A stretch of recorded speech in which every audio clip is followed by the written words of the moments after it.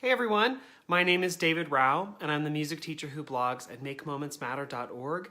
You can also find my ideas on Facebook, obviously Instagram, Twitter, Pinterest, and a variety of other places when you search for my name, David Rao, or Make Moments Matter Music Education. I'm so excited to be sharing this week about all of my kindergarten through 5th grade lessons for this cycle.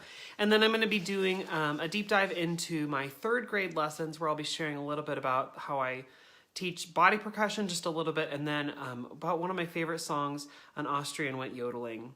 So I'll get to that in just a second, but I wanted to do a couple quick things before I shared about my lessons.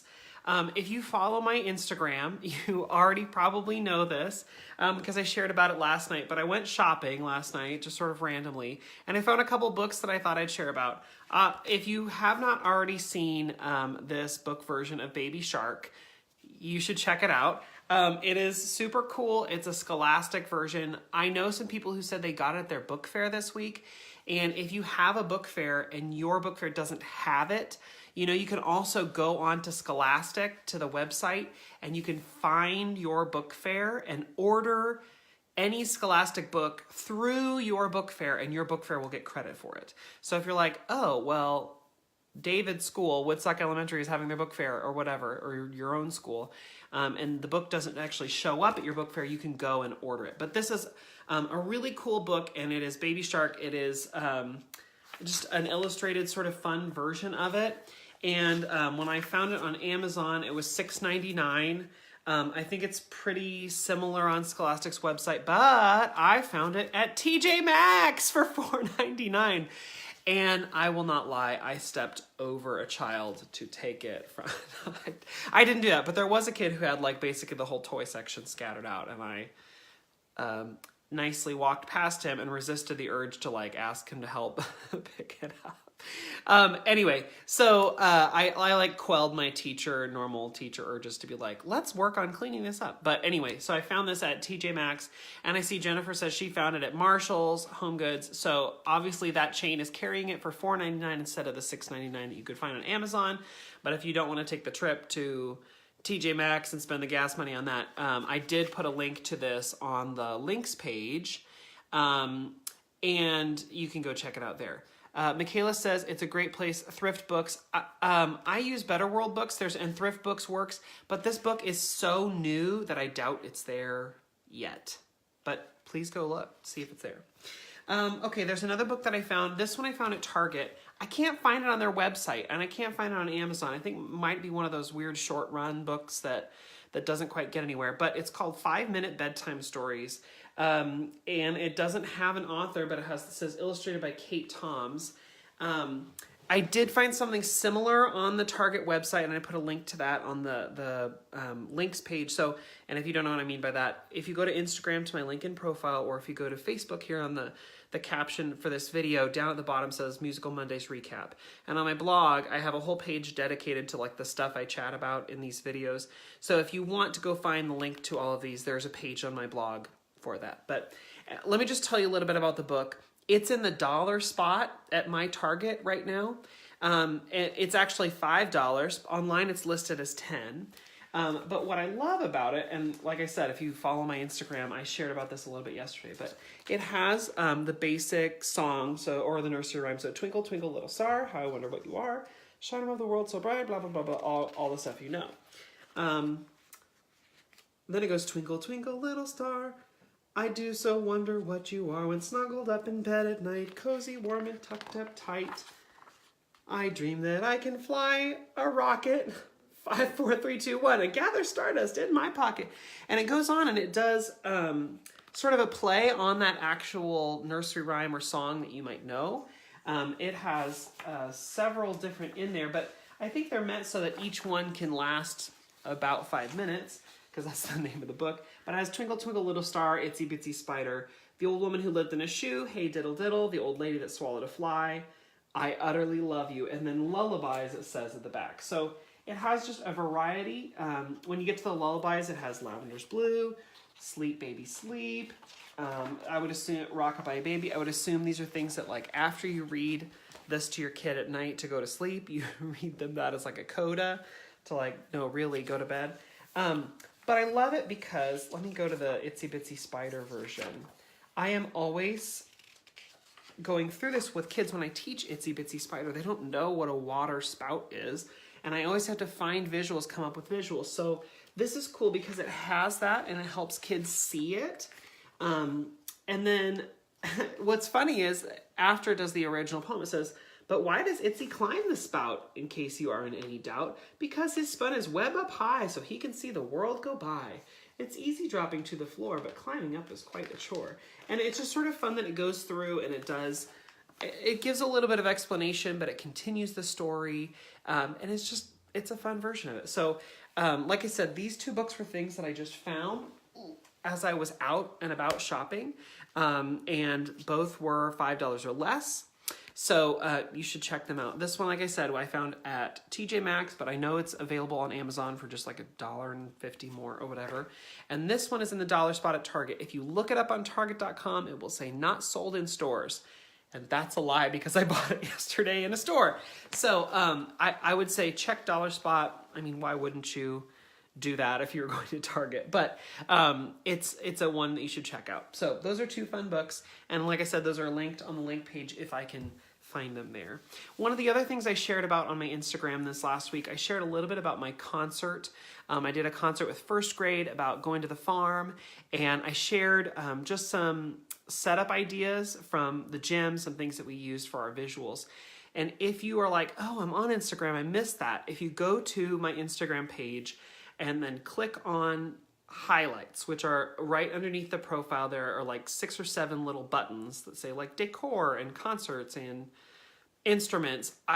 If I do a story on Instagram that I think people are really liking, or it feels like it's going to be helpful, I save it, and you can save it in those highlights.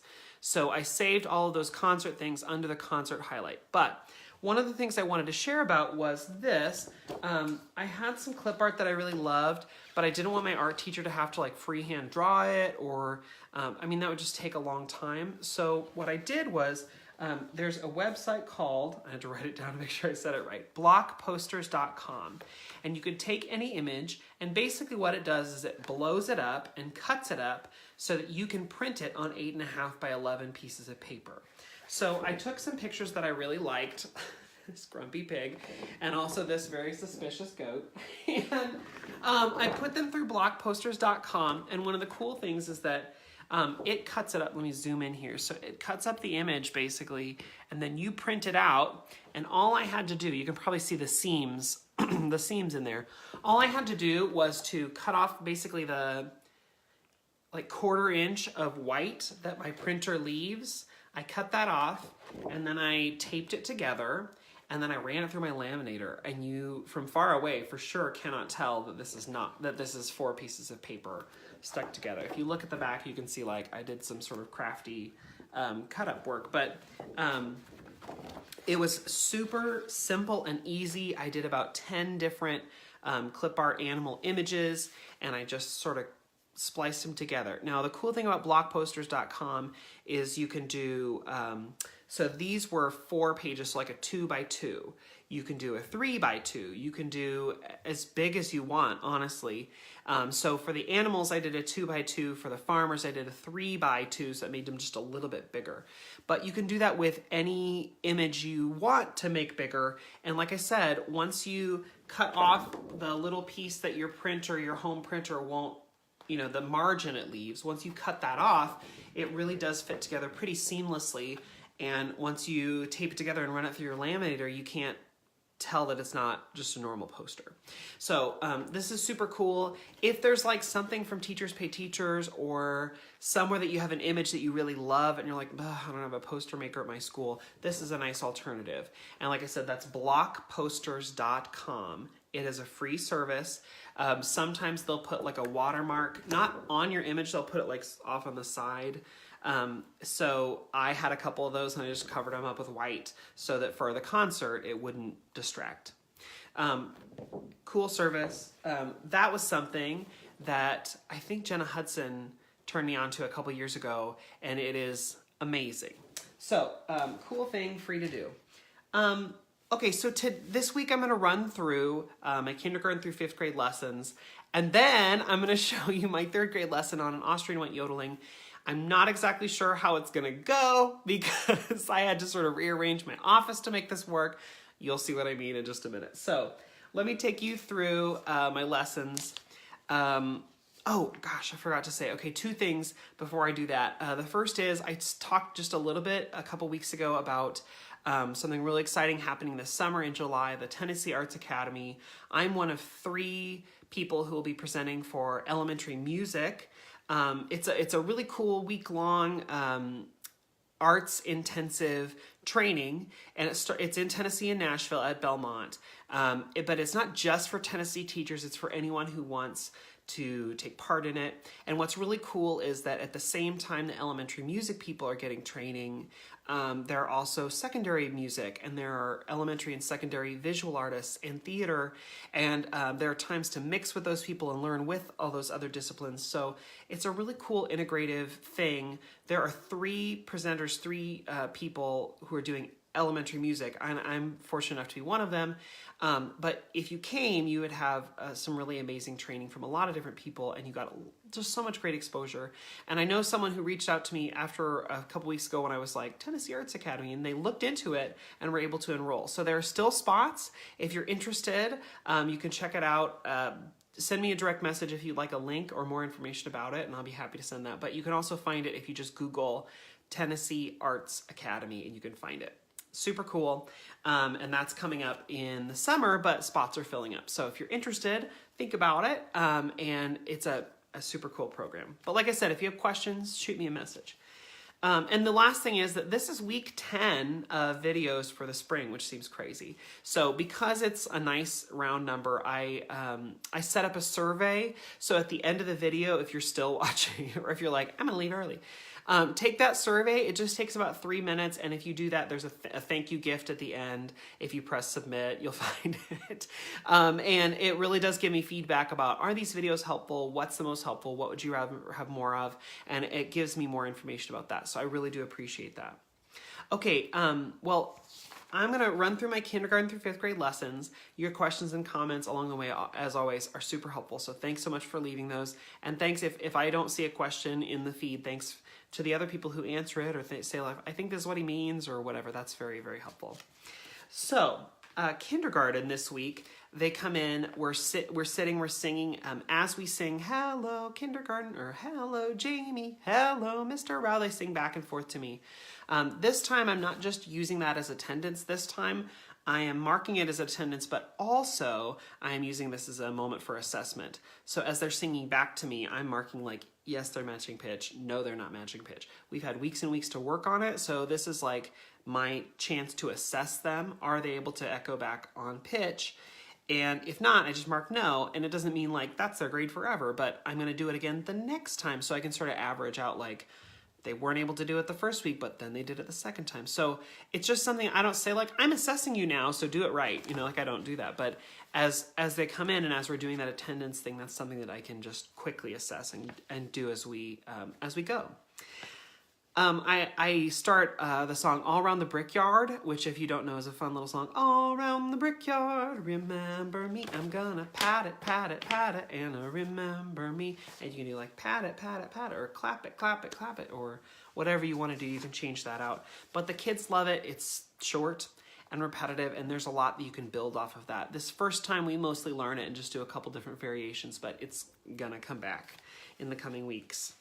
Once we've done that, we transition, we find new space, and then I pull out my Beat Buddies. I haven't done Beat Buddies for a long time, and Beat Buddies are just Beanie Babies that we take and we keep the beat. So we might pat them, we might grab them and tap the Beat Buddies, we might switch from hand to hand, we try all different sorts of things to keep the beat. And the first few times, I'll say the beat or I'll play on an instrument. Sometimes I'll add in music, but I try and do this a lot of different ways because kids usually can be pretty successful with this, but all kids sort of react differently. Maybe some are super successful keeping the beat if they're hearing this, but maybe some are really super connective to it if they hear like a Sousa march or if they're hearing a pop song with a beat that they can hear. And because they don't match the beat here doesn't mean they can't keep the steady beat. So I try a bunch of different ways to give them chances to keep the beat, but they love having the beat buddy and it focuses them. We do all sorts of silly things with them. We bounce like this, we go like this. Sometimes I have them clap the beat buddy's hands or wings or whatever animal it is. They clap that. I mean, but there are so many things. Just remember that don't switch them from one thing to another thing too quickly. So don't go, okay, here, now here, now here, now here, now clap. Like, I mean, give them a chance to get into it. And then the other thing I would say is there's all this research about crossing the midline of the body and how that's very, very difficult for kids at a young age. So if you're asking them to do something like this, that's tricky. So if you have them hold it on one side and beat like this, that's a lot easier for them, or if they're using both hands. So just think about that as you're getting into it, that maybe they're not successful, not because they can't keep a beat, but because you have asked them to do some crazy action, you know, that is difficult. So that's something to just think about as you're doing this. One of the things about Beat Buddies, I got all of these for free. I sent an email out to the staff at my school saying, hey, if you have any Beanie Babies that your kids don't use anymore, or you know, if you're going to a thrift store and you see some, would you pick them up for me and I'll repay you or whatever. And I had one person email me saying, I have a closet full of them. Do you want them all? So, yes. So actually what had happened was this person somehow got a bunch of the mini Beanie Babies, and they were like in a McDonald's Happy Meal years ago when Beanie Babies were still a thing. And she just gave them all to me. So one of the things I would say is I cut off all the tags because I don't want that. It's a mess. So I cut off the tags that said their little names and anything that said like Ty or whatever. And now that they're just sort of fun beat friends. And I have so many of them that I have different characters. So no kid is going to get the same as the person next to them, which is sort of nice because then they all feel unique, but then also they're not like fighting over whatever. So email out to your staff and say, like, does anybody have a trove of these that they don't want anymore? Or did your kid have some that they're not going to care about anymore? And if you're worried about germs or whatever, you can throw them in the dryer for 10 minutes or whatever on high and kill germs, whatever. But these are super cool and kids love them. So think about it. They're fun and easy to use. So that's our Beat Buddies. And then we also do, at the end of the class, we do our Leprechaun Song, which I have blogged about and done a podcast about. And I don't know that I did a video about it, but I'm not going to spend the time here because I've talked about it 3 or 4 times in other places. And I'm just going to put a link to it. But it's a silly, fun video, a silly, fun song, totally made up, that kids, we catch a leprechaun and then we make him angry when we sing different names instead of his name. But why was he in the music room at all? Well, he was coming to take our gold finger cymbals. And he came for the little jingly things in the tambourines. And he came for the bars from our glockenspiel. He came because he thought that those were gold or silver. And so it's a fun introduction to metallic instruments. And kids get to play them along the way. But it's just fun and kids get to explore. And then what's really cool is if you introduce that idea of he was coming for these metal instruments, kids can look through the non-pitch percussion to decide would he want this or not, which is sort of fun. But I linked to that in the links for the video because I've talked about it 3 or 4 times and I don't want to spend a lot of time talking about it now if you've already read about it or not. And if you haven't and are interested, there's a link. First grade, they come in, we work on, we do some echoing as always, and we work on snapping. I have a lot of kids who are like, I can't snap, like 4th graders who say that. And so in first grade, I take about 3 or 4 minutes. I'm like, this is how you snap. And some kids are like, I got it. And other kids are like, what do I do with hands? So we take just a couple minutes and we do a little bit of snapping and not like, here's my, I don't do that. We just do some back and forth things to try and get them to try snapping. And my answer is always, oh, you can't snap very well? Guess what? Listen to my hands. This one and this one. Point to the one that's stronger. And they point to the stronger one, which is this one. And I say, oh, these poor fingers, I've been working on them for over 30 years, and this one is still not very strong. How old are you? 6? Okay, you got time. And then they're like, oh, okay, Mr. Rao has a hand that's not as strong. that's okay. I can still learn to snap and it's fine. So we do a little bit of snapping in the back and forth. We sing our names. I also assess them on whether they're matching pitch in the singing. And then we do Here Comes a Bluebird. And one of my favorite things about the Bluebird is I have a cute little Bluebird finger puppet because of course I do, because I love puppets. But one of the things that I would suggest is if you're doing this song where the little Bluebird goes around a circle, because there's an easy circle game, if the Bluebird goes around the circle and taps a kid on the shoulder and you pass from kid to kid, I just take a mallet and I put it inside the finger puppet. And then when you're handing this off from kid to kid, the kid is grabbing the mallet and not putting their gross, dirty first grade fingers in your puppet, because it's easy to take a Lysol wipe to the end of a mallet and not so easy to like Febreze whatever your puppet. So it also makes it a lot handier than if you have a kid who's like, okay, I gotta take it off and hand it off to the next kid, and then they gotta try and put it on. Oh, it fell off. If they just take the mallet and hand the mallet to the next person, that person can grab the mallet and just keep going. It makes the transition a lot quicker. So that's my little trick for finger puppets. They don't always work. Not all finger puppets work well that way, but some do, so it's worth trying. And then we jump into Peter and the Wolf. And we just finished our huge concert about the barnyard and the farm. And so this is a fun, very different activity. We've been doing so much singing and moving and dancing that this is sort of fun to sit down and work on listening.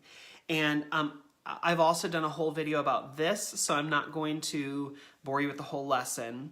But I'll just show you, this is my favorite version of the book. There are lots and lots of books out there for Peter and the Wolf and resources for Peter and the Wolf.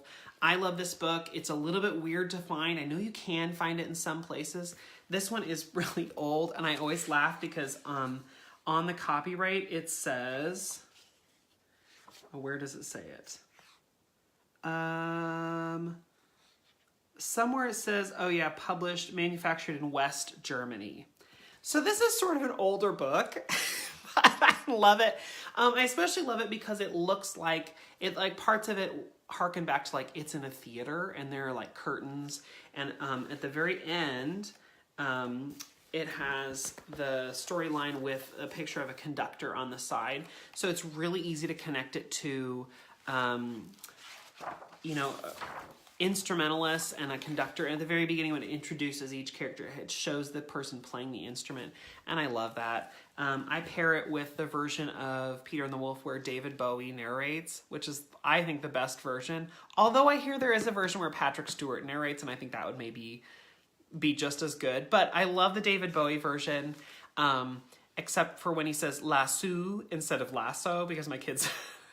My kids barely know what a lasso is, but lasso is very confusing for them. Anyway, I love that version, and I know that the David Bowie version is available for free on Spotify to stream if you have Spotify available to you.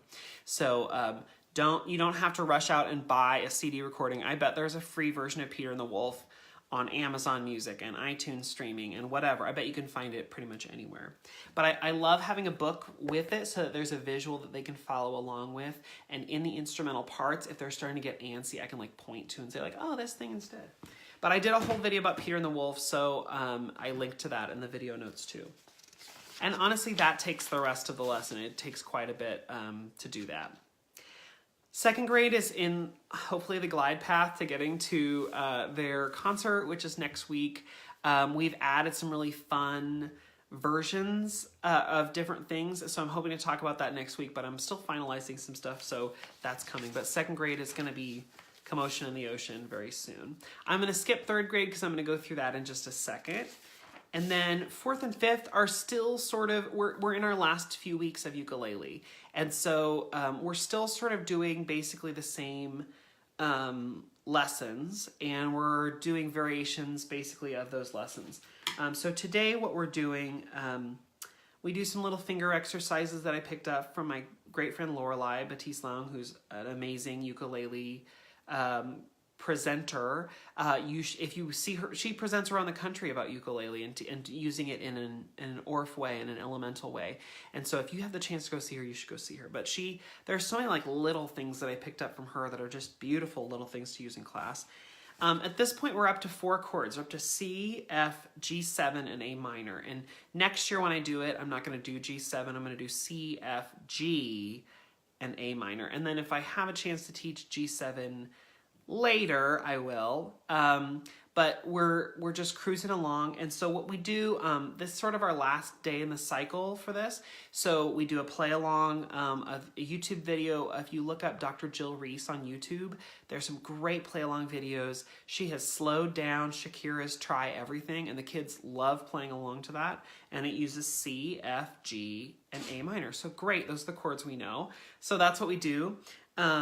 Then in between Shakira and the next thing, we add A, because A is really close to F. So we add A, and then we try G. We learned G7 already, and like I said, next year when I teach it, I'm not going to teach G7 first. I'll teach G first. But we learned G7. I didn't know what I was doing, so that's what we did. And so this time we tried G, which is a big change for them. But now they're at the point where they're good enough that they can do it. So I put the visual of the chord up on the board, and we try and make our fingers match, and we try it. It's sort of low stress. I'm like, they're not going to use it in a song. That it's not vital that they have this because we're going to build upon it next week. But I just want them to try it. And one of the things that I'm doing in this point of the lesson is I'm showing them the visual up on the screen and helping them figure out how do my fingers go on to these chord charts. How do I make them fit? We've been using chord charts for the last several weeks, but these are new ones, and so 2 new chords in about 3 or 4 minutes. Not for mastery, mostly just for like how does my finger fit on that way onto the fretboard to match that picture. Because in a second we do one more play along. There's a version of Surfin' USA by the Beach Boys on YouTube. Again, that Dr. Jill Reese YouTube channel. But afterwards, I hand out, for the remaining of time, we do a version of what we've done in the last couple weeks where we get chord charts and we get a strumming pattern and sort of create.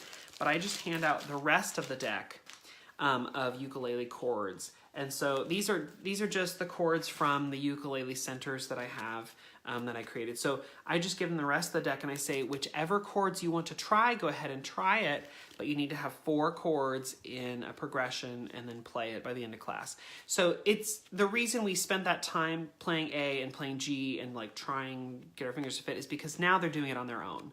But we've been through the process together as a class to do that, to say like, okay, well, this is what it looks like, and this is where I think my fingers go. Let me check with the group and see what they think. Okay, but now they're doing it more on their own in a small group fashion. But since we did it once together as a large group, they have the idea of, okay, well, this is what I would do first. I would try this. Maybe these fingers work better in this way.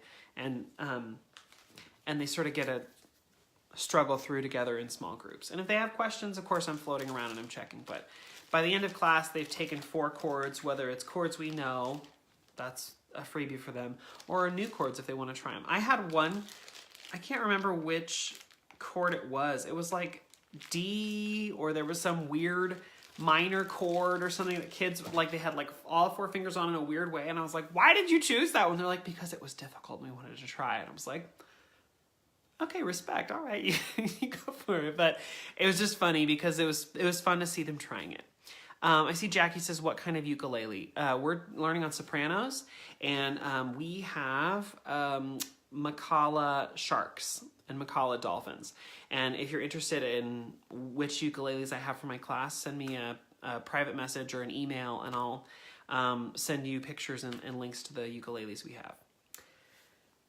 Okay, and 4th and 5th, again, are learning much of the same stuff. But I'm just so excited now to see where my 4th graders are ending, because we didn't have ukuleles last year, and we do now. And so now, next year, I can already see, like, okay, well, we're going to take what we learned this year in 4th grade, last year in 4th grade, and we're going to start there in 5th grade. And so I just know that they're going to be, like, head and shoulders above where they are now.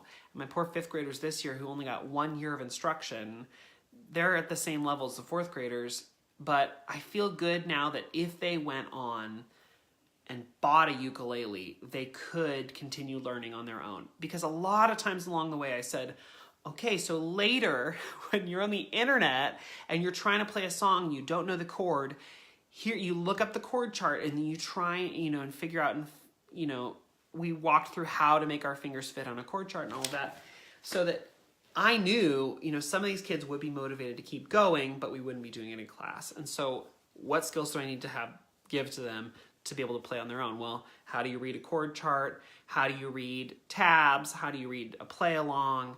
We did some of that, and I talked a little bit about that. So I feel confident they're going to be fine, but I'm just really excited about next year's 5th graders, the current 4th graders, and where they will be in a year, because we'll be able to build. So that's my K-5 lessons. Like I said, there are a lot of links and things that I talked about, and many of those are on the links page on my blog. And if they're not there and you're like, wait, you said this thing, where is it? Just send me a message and I'll put it on. But if you have questions, just let me know. So now I want to take you through my 3rd grade lessons for the week. We learned one of my very favorite songs ever, an Austrian wet yodeling. And in a second, I'm going to change these cameras. but first let me just say that, like, when they come in, we do some echoing. So they're used to this. We just do basic echoing, and I'll do, like, and they clap, right? That's the basic one that a lot of people start with. And then I'll do, we do 3 levels. And when I say level, I mean 1 level is patting, 1 level is clapping, 1 level is snapping. And so we do 3 different levels. So I'll clap and they'll clap, and I'll clap and they'll clap, and then I'll snap and they'll snap, I'll snap and they'll snap, and I'll pat, they'll pat. And then I might say, okay, you're doing great. Now I'm gonna give you some words, and I need you to turn those words into body percussion. So here I go. Ta, ta let's use clapping, okay? Ta, ta, ta, dee, ta, and they'll go. They're just basically taking my rhythmic words and doing the body percussion for it. Ta dee ta, ta dee ta. And if you don't know what I mean by ta dee, I'm using a different counting system, taka dee me. I know a lot of people say TT for 8th notes, but I say ta dee. Some people say do day. There are a lot of reasons why you would do what you do. But we take our rhythm words that they're used to hearing and they turn it into body percussion. So then I'll say, okay, great. Now put it into snaps. And I know as a teacher, I know I need to use less complex rhythms because it's hard for them to snap, especially quickly, especially difficult rhythms. So I'm not going to do any 16th notes, but I might do ta, ta, ta, ta. And some kids are going to go, I'll say, great, but can we maybe try both hands separate, alternating, and I give them sort of those ideas. Ta, dee, ta, ta, ta. And then I'll switch to pats. Ta, ta, ta, dee, ta. They're patting on their knees.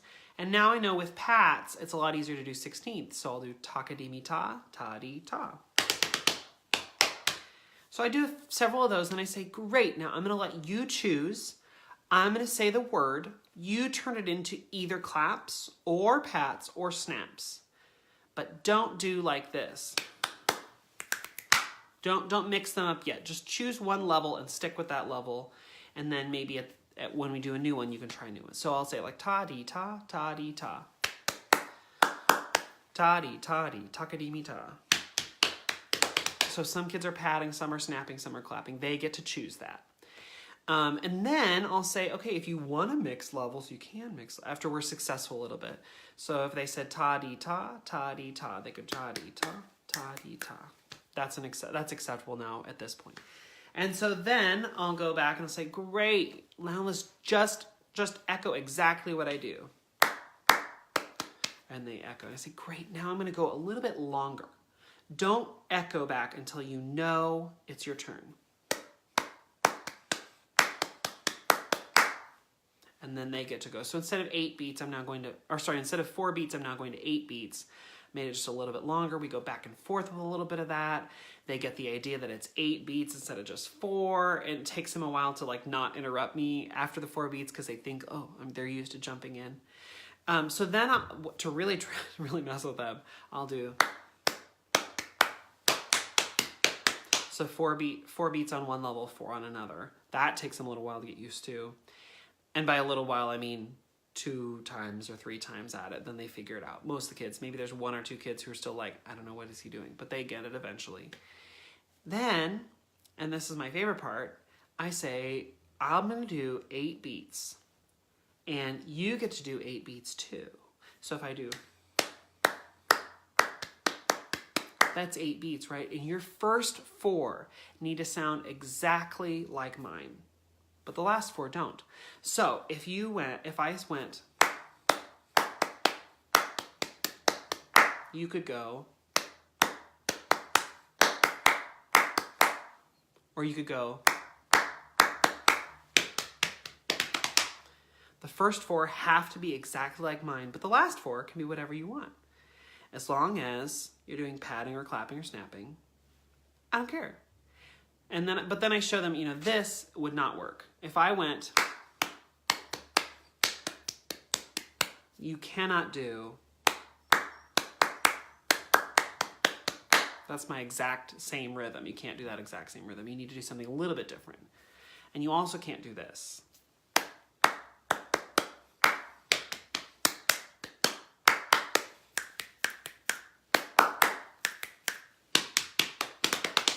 And they're like laughing by the time I'm even finished. I'm like, why is that not right? And they're like, it's too long. Right, okay, so, but this is really improvisation that we're getting into, and so I've given them a framework of this would work, this would work, this would work. You can do patting or clapping or snapping. It doesn't matter as long as you're only doing 4 beats. And it's and I'm giving them ideas of here's what's right, here's what's not right. It helps them sort of, sift out where they need to be. So, we do that for body percussion. Really, that whole process takes 7 minutes, 8 minutes. It doesn't take long because it's just a lot of back and forth, not a lot of stopping and explaining. It's a lot of, okay, here's what we're going to do next, and then we try it. And here's what we're going to do next. Let's change this one thing, and then we do it. And it's just super fun. By the time they're done, they're at a really complex level, and it's so much more than just, okay, echo me. It's now into improvisation, and they're creating, and they're making choices about what they think is more or less appropriate. Takadimi 16th notes are better on your knees than they are on your snapping fingers. And it's a lot of real tricky processing for them, but they're able to do it. We do a little bit of solfege. Now they know all of the signs. They know do to do, and so we do echo. They repeat. A lot of times I'm trying to build into their memory, into their process that there are more frequent patterns than not, if that makes sense. So I might go so mi do, mi do, the mi do, so mi so. I'm not doing a lot of fa re. I'm not doing a lot of intervals like that. Fa mi re.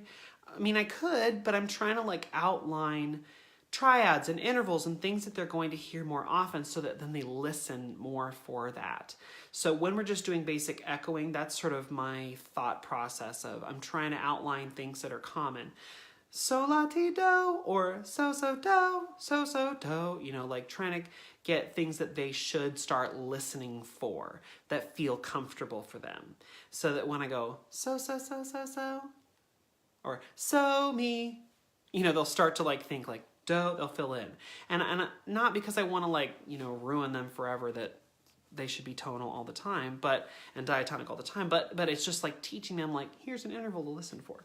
And then one fun thing is I have all of these hand signs, right, that I have printed out and spent lots of time cutting out. So what I'll do a little quiz. So I'll say, okay, tell me what this is, and then, I can take that off and there's the answer. Okay, let's see, raise your hand if you know what this one is. And behind me on the board is the answer. But I don't care if they're looking at the answer, that's fine for me. I just want them to sort of recall and remember. And the cool thing about this is that all the answers are right here. Whoops, that's my bad for not looking at what it is. Because also when I hold it like this, if I'm holding it the right way in my class, I can see what the answer is through the paper. But it's nice because then kids are getting recognition, they're getting to try, and I just sort of mix them up in a random order, and I have them with I think 3 or 4 different skin tones in the set that I used, and I just printed them all off and cut them all out so that then I can go through and I have more than just one octave in here. That's 3 different octaves but because of the different skin tones, they're there 3 times. And so I might get, you know, different so and la and whatever that kids can repeat again and again. Okay, I gotta make a little change because this is one of the lessons that I do from the piano. And I don't do that a lot because it's my first couple years I did it a lot and I got really comfortable with that. And so I actually pulled my piano into my little home office. Let's see if I can get back here. I got really comfortable with this when I was teaching my first couple years, and I don't want to get too comfortable with one thing. And I also try and do with the ukulele or with the guitar or whatever from different things, so they're used to hearing different timbres, they're used to seeing me playing guitar, playing ukulele or whatever, and I try not to just rely on piano. So, okay, this is only a little bit weird. Sorry, and I love that my little piano actually fit into my spare bedroom / office. Anyway, sorry Facebook if you're tilted, I'm just gonna go on. Okay. So, for this lesson, I talked just a tiny bit about Austrians because they're not used, they don't know what that is, they don't know where that country is. And so I just made this silly little PowerPoint to go with it. And I actually pull out my globe, and I wish I had brought that home, to show them, like, here's Austria, here's Australia. And say that, look how far they are apart, other sides of the globe. So don't say, oh, an Australian went yodeling, it's not the same. So I talk and I just show this picture up on my smart board, and I know it's hard to see, but it's sort of a beautiful picture of the Alps, and it's, if nothing else, sorry Facebook, you can't see that so well. It sets the stage for, like, where is this?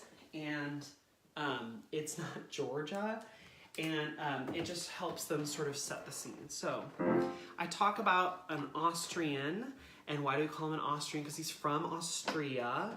And just like, you know, if you're from Canada, you're a Canadian. If you're from Mexico, you're Mexican. If you're from Germany, you're German. And I don't get into the countries where that pattern doesn't work. But like, if you're from China, you're Chinan. No, I don't go there, because I just want to sort of have them get the idea, Austrian. And I say, oh, in Austria, they love to go out in the Alps, these beautiful high mountains with snow on the top, and they love to sing.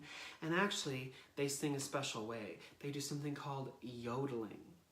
And gosh darn it, Ellen, last year, had the yodeling kid from Walmart on her show who, like, went and yodeled, like, the country yodel, like Grand Ole Opry yodel. Well, anyway, so they're like, all my kids are ruined. They're like that kind of yodeling? I'm like, no, really, but yodeling is sort of just nonsense words that you put together, and there are some people do a special way. Some go yodel hee hoo, and some people do yodel yodel yodel yodel yodel, but some people do some other things. And our Austrian went like this. Oh, the rock. Oh, I'm gonna guess I have to do my boy voice. Oh, the rocky kia, oh, the rock cuckoo. Oh, the rocky kia, oh, the rock cuckoo. Oh, the rocky kia, oh, the rock cuckoo. Oh, the rocky kia, oh. And I just play a little bit as I sing. And this is the version I learned when I was young, or maybe in student teaching. There are other syllables and versions of this. Do what's most comfortable for you. But, and I am very sorry, I am going to attempt my Austrian, I speak German accent. With kids, I just, like, do it with reckless abandon, and it's like a weird cross of, like, Slovenian, Russian, Austrian, mostly not Austrian. It somehow also slants Jamaican at some point. Like, my accents are really bad. Anyway, so I just say, oh yes, I am out in the Alps, and this is my favorite thing to do, is to go around and yodel.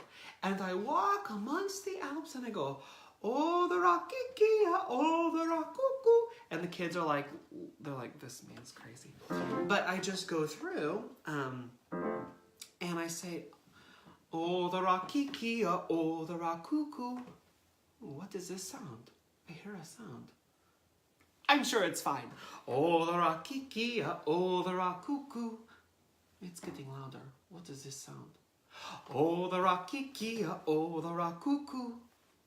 It's louder. It's a rumble, rumble. Ah, it's fine. Oh, the rocky Kia. Oh, and then I see up the mountain. And I have the little guy in his lederhosen. I talk a little bit about that because it gives them a visual of what does an Austrian look like, and you can't really see this.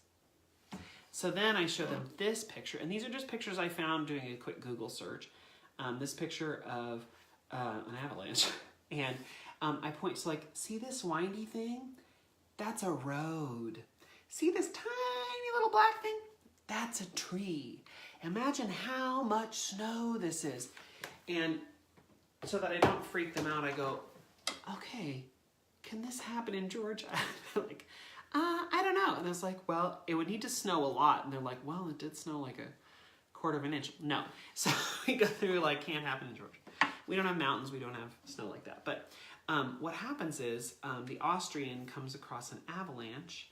The avalanche interrupts him. So it goes, oh, an Austrian went yodeling on a mountain so high when he met with an avalanche interrupting his cry. Oh, Ria, oh, the rocky Kia, oh, the rock cuckoo, rumble, rumble. Oh, the rocky Kia, oh, the rock cuckoo, rumble, rumble. Oh, the rocky Kia, oh, the rock cuckoo, rumble, rumble. Oh, the rocky Kia, oh. And they're laughing at me now. I'm like, what's the rumbling sound? And they go, it's the avalanche. So as the avalanche comes down the mountain, it makes that rumbling sound. And it's fun. They get to identify that. So then by this point, I've done the yodeling a couple times with kids. So they're sort of starting to parrot it back. And I say, I better make sure that you know that the yodeling part. So we sing back and forth. And then I say, you're doing great. Can I have you add one more thing? You were so good earlier with the body percussion. Why don't we add that in? So here we go. Oh, the rocky Kia, oh, the rock cuckoo. Oh, the rocky Kia, oh, the rock cuckoo. We add that part in. And I say, but wait, didn't we add something? Oh, the rocky Kia, oh, the rock cuckoo. Rumble, rumble. Oh, right, the rumble. How about, oh, the rocky Kia, oh, the rock cuckoo, rumble, rumble. And you can make this sort of image of an avalanche going through. And so we add that in, and we do the whole thing. And, so then I go back to the story. The yodeler, he safely hid behind a boulder, right? And he comes, oh, this was a close one. Well, I go sing. It's still a nice day. The avalanche will not dim my day. So I'm going to go sing. Oh, the rocky Kia, oh, the rock cuckoo. Oh, what does that sound? I hear another sound. I ignored it last time. I'll be fine. Oh, the rocky Kia, oh, the rock cuckoo. What does this sound? Ignoring it worked fine before. Oh, the rocky Kia. And so then what happens? But a grizzly bear comes out. And so again, I have taken pictures and I chose a benign grizzly bear to show up in this because I don't want to put a scary grizzly bear. And these are just up on the smartboard as I'm teaching the lesson. And so the grizzly bear comes out, and I have a little story about how he chases me, and I go run, run, run, run. He goes rah, rah, rah, and I run, run, run, run. He goes rah, rah, rah. And eventually I run, run, run, run, and the grizzly bear is rah, rah. It leaves me alone. Well, so we add that into the song. We better add in. Let's see. Oh, the rock. Oh, and then I sing. Oh, an Austrian went yodeling on a mountain so high when he met with a grizzly bear interrupting his cry. Oh, Ria. Oh, the rocky Kia. Oh, the rock cuckoo. Grr, grr. Rumble, rumble. Oh, the rocky Kia. Oh, the rock cuckoo. Grr, grr. Rumble, rumble. Oh, the rocky Kia. Oh, the rock cuckoo. Grr, grr, rumble, rumble, oh, the rocky Kia, oh. So that's basically the process I do with this song. I tell a little story in between each little vignette. I introduce the new character. What I expect from kids is that they're singing the yodeling part and doing the body percussion. Oh, Ria, oh, the rocky Kia, oh, the rock cuckoo, grr, grr, rumble, rumble, oh, the rocky Kia, oh, the rock cuckoo. That's what they should be doing. The little part at the beginning where I introduce is like their chance to like get ready. So I'm singing that by myself. So the part that goes, oh, an Austrian went yodeling on a mountain so high when he met with a skier interrupting his cry. That's the next character. That I sing. And then when we get to Oria, the kids join in. Now maybe in the next lesson when we like revisit this song, they'll be ready to sing this like interlude part. But at this point, I don't expect it of them. I just expect them to do the body percussion, the singing, and because that gets tricky on its own, because here's what happens. So they meet a grizzly bear. He meets a grizzly bear, okay? And then a skier nearly collides with him because the skier has his goggles on, doesn't see, is not watching. And then St. Bernard comes to save him because when he almost gets hit by a skier, he jumps headfirst into a huge snowbank. This is my silly storytelling for the record.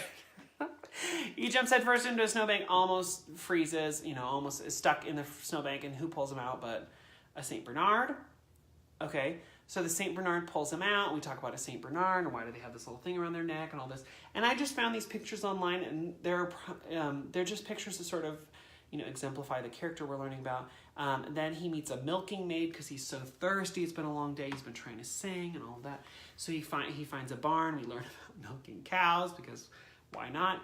And so, but this is nice because milking maid comes back in 4th grade. I'm doing this for 3rd grade and 4th grade when we do, well, this is a cumulative song, but when we do another cumulative song, the 12 Days of Christmas, 8 Maids a Milking comes in. So they've already interfaced with what is a milking maid in this song.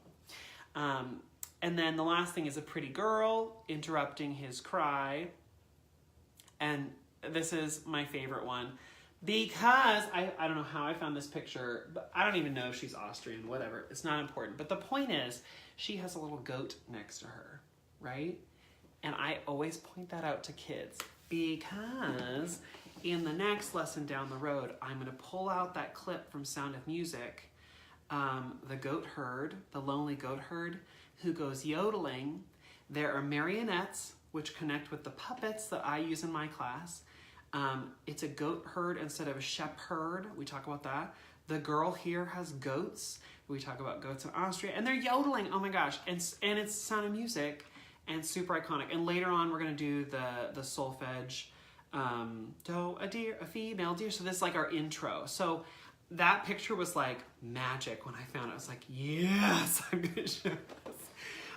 But it's just so funny. So, but anyway, by the time they're done, I'll show you all the little actions. So it starts with avalanche, which is rumble, rumble, then grizzly bear, grr, grr, and then skier, swish, swish, because they get the poles in their hands. And then St. Bernard, which we talk about how huge it is. And so to be funny, instead of going, roof, roof, we go, roof, roof.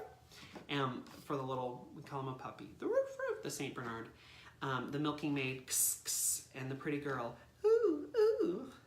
And so those are the things. So by the time we're done, Oria, oh the rocky kia, oh the rock cuckoo, ooh, ooh, kss, kss, ruff, ruff, swish, swish, grr, grr, rumble, rumble. And I'm like, please don't be looking at me to remember what these are because I am trying to remember how to play and sing and do the action. So I'm like, okay, you all get to do it. I'm just going to do my best playing. It does accumulate quite a bit. There are quite a few things to remember. So it's fun for kids. It's challenging. They like the story. They like the idea of weaving it through as a story, and they think it's super fun. So I love this song. I used to do it where I would only get to like the 4th character and then stop. But I've sort of decided to just get it all out, and then in the next lesson we'll use it as like a beginning of the lesson. To start our lesson, and we can just recall everything and just do it once. But it takes a while to get through it, but there's so many things you can connect with. You can connect with sound, you can do echo, you can do call and response. My favorite at the end when he hears the pretty girl, because every time I introduce a new character, he's walking along trying to yodel, just having a nice day yodeling, and he hears something, and then that messes up his song. Well, the last time, he's like, I have had a terrible day. I will yodel one more time. Oh, the rocky kia, oh, the rock cuckoo. And he hears, oh, the rocky kia, oh, the rock cuckoo. And he goes, curse you Alps, finishing my song for me. It's not nice. The echo. And then we talk about how it's not an echo because it sings the next part of the song, and oh my gosh, then it's a girl who shows up, the pretty girl, she's singing his song. And anyway, it's a fun, silly song. You can do whatever you want with it.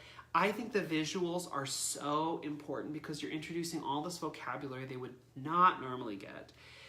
Even with St. Bernard, if you're like, oh yeah, they should know this, they don't know this.